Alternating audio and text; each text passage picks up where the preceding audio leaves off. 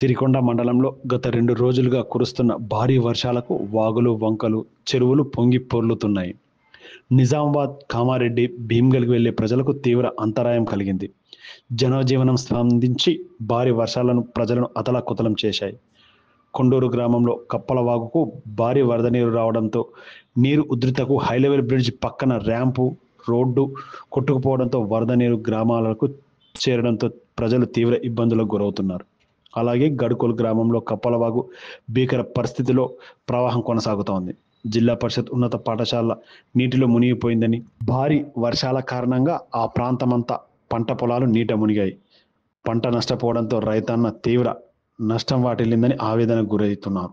మండల కేంద్రంలోని దోండ్లవాగు బ్రిడ్జిపై నుంచి నీరు భారీగా ప్రవహించడంతో రాకపోకలు అంతరాయం ఏర్పడింది.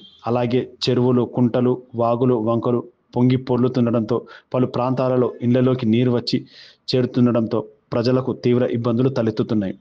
ఇప్పటికే పలు గ్రామాల ప్రజలు రాకపోకలు నిలిచాయని, ప్రతి గ్రామాన ప్రజలు అప్రమత్తంగా ఉండాలని, చెరువుల ప్రాంతానికి ఎవరు వెళ్ళకూడదని అధికార యంత్రాంగం అప్రమత్తం చేస్తున్నారు.